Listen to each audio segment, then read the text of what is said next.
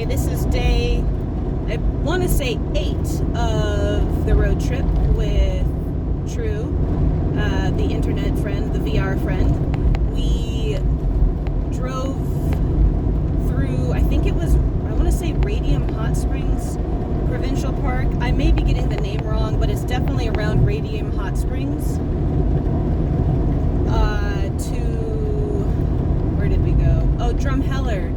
We didn't stop, after all, to go look at the Dinosaur Museum, and there was a lot of back and forth last night to figure out which specific campground we wanted to camp at. We ended up deciding that we were going to do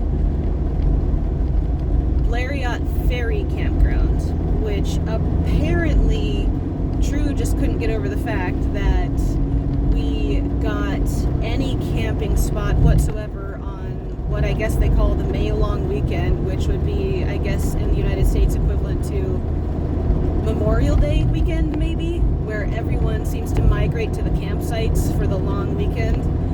I guess it's apparently Queen Victoria Day, technically, or something. I'd say who knows, but the Canadians know. I don't care, really. It's a long weekend, a rather busy one, and we were going basically against the current when we were going through the Rockies, watching Alberta car after Alberta car after Alberta car pass us the other direction, going into British Columbia, where we had just come out of. So I felt pretty happy that we were going to be avoiding that. There are campgrounds around here. Alberta is a whole lot of prairie, field, farm town kind of stuff for miles and miles and miles and miles and miles. It's great, you have good visibility, but it starts messing with the head a little bit.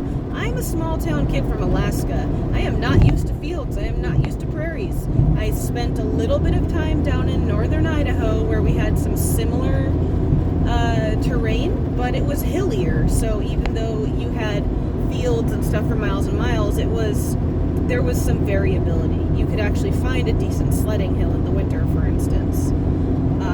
We're now driving through the rest of the Badlands and heading towards Saskatchewan. We're going to drive until we get to Swift Current and stop at a trucker stop and get ourselves a shower, because I don't know if you can tell, I'm getting a little crusty. It's long overdue. It's been probably, I don't know, 2-3 days since I showered, and I definitely feel like it. So even if a campground we end up in has showers, which a lot of them honestly have had showers, it's rather, I find this odd. Anyway, if they do have showers, it's not gonna matter. We're gonna have already showered. It'll be great. We're gonna go a little bit longer today, something like 6 or 8 hours of driving.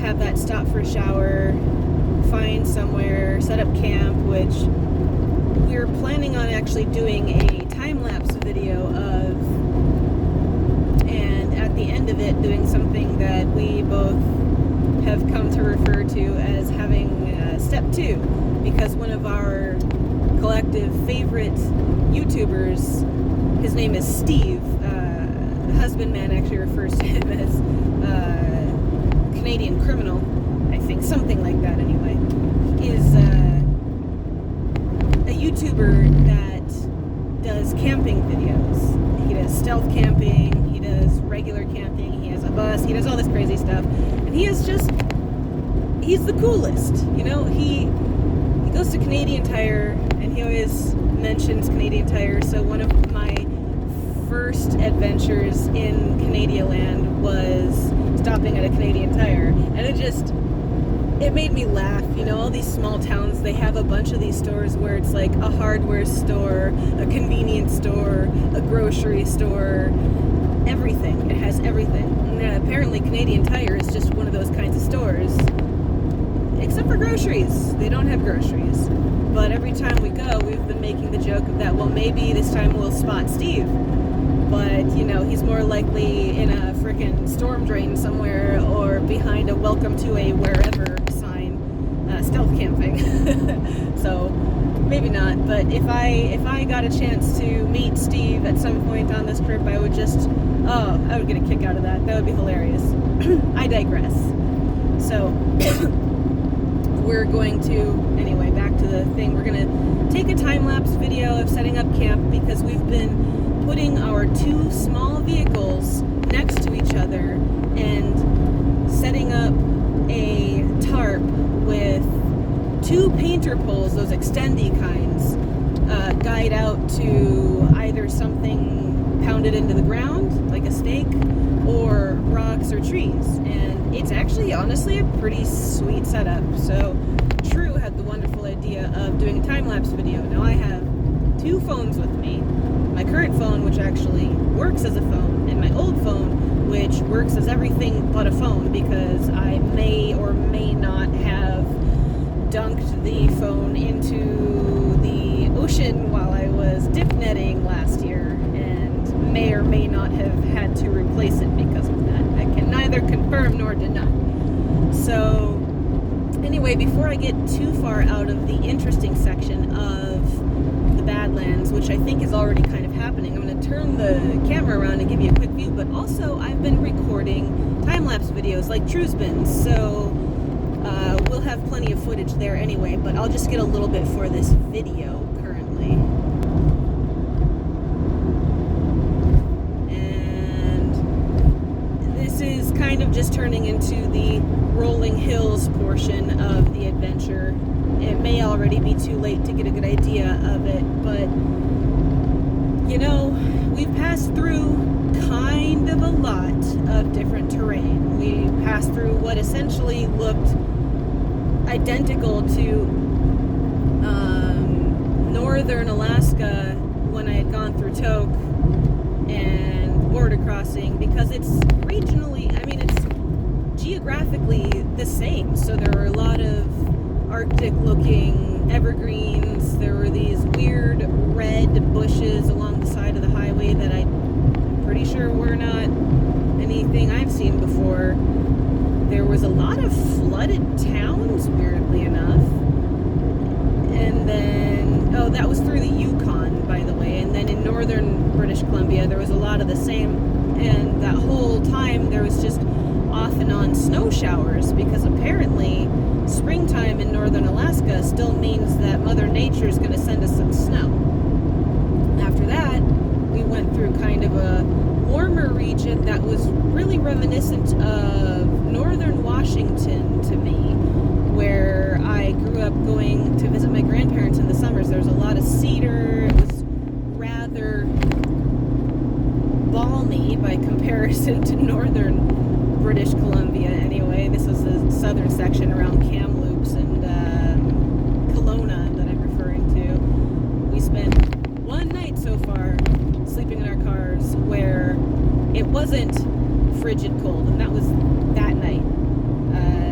Then last night again it was pretty cold, because I guess the wind, and you know, it's more desert kind of terrain. It does actually get fairly cold at night.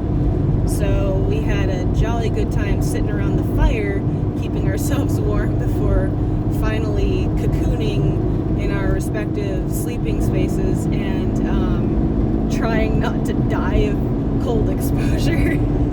So here we are back at the flat, boring, desertish area, and this is basically where I was going to say we got to next, was this kind of rolling field area, and it's just it kind of messes with my head a little bit. It's really good driving as far as visibility, and it just gets hard to not get too zoned out on the fact that it's unchanging. Like, I've heard of stuff in, I guess, what they would call big sky country down in the States, where you just can see for miles and miles and miles, or sorry, I guess for Canadians, kilometers and kilometers and kilometers. But I had an instance the other day where I couldn't tell if something off in the distance was a shack, a house, or a large building, because there was nothing to scale it to.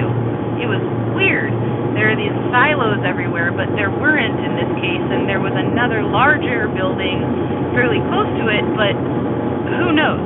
You just can't tell. At least I can't. So I'm rambling at this point.